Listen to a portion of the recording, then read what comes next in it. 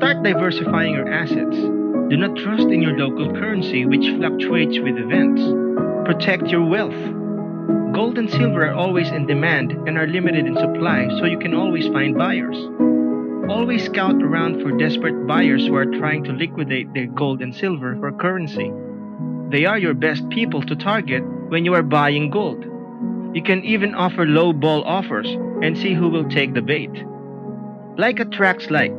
So the more wealth you store away, the more you are likely to attract. Besides, keeping it as precious metals is a form of saving. You are not tempted to spend your money. And remember that a penny saved is a penny earned. There you have it. Be sure to invest wisely.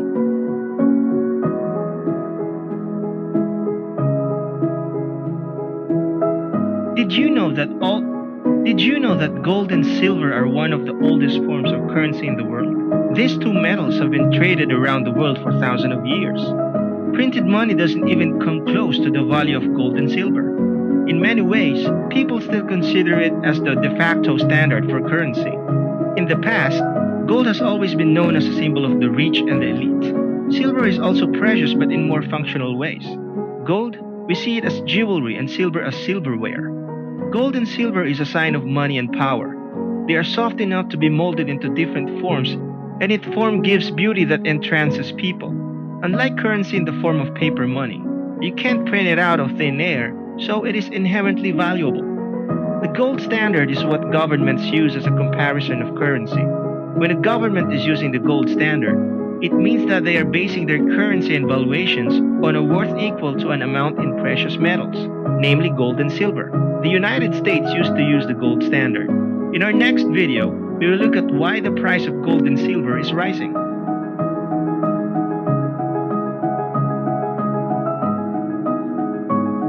A trader's mindset is very important. Psychology is infinitely more important than how much you have to invest. A trader with little money but strong psychology is infinitely better than a trader with a weak mind and lots of money. Why is that?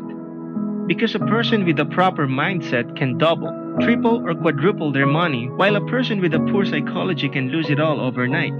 The key is to be detached with your money. It is better to trade with money that you can spare rather than money you depend on, life or death money. Can you hold a trade? What happens when the price takes a plunge? Do you understand that gold and silver trading is like buying a house? No matter what, the price of a house will always go up, but it is a matter of how long can you hold. Above all, remember not to rely on gold and silver trading as your only source of income. Most people, when they put all their eggs in one basket, make bad decisions because it represents all or most of their wealth. When you have income coming in from diverse locations, or even other commodities you are trading with, you will make better decisions. Knowing when to exit is critical as well.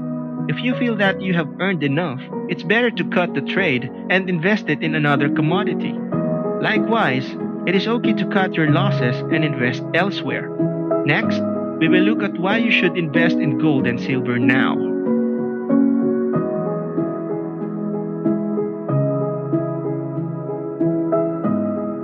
Am I looking for a quick cash, or am I in this for the long haul? Are the metals I'm buying genuine, real, authentic? Are you buying at a low or at high? Are you buying paper metals or real bullion? Have I diversified my portfolios enough? Don't put all your investments in one basket. In our next video, we will look at the psychology for any precious metal trade.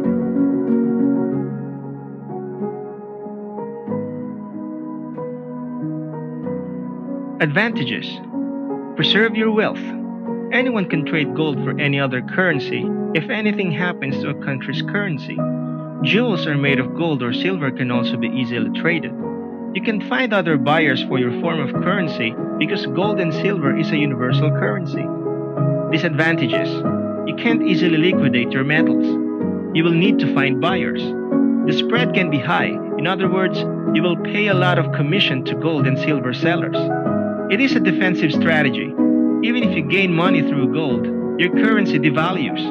You do not earn interest from the bank. Next, we will look at 5 questions to ask yourself before making any investment.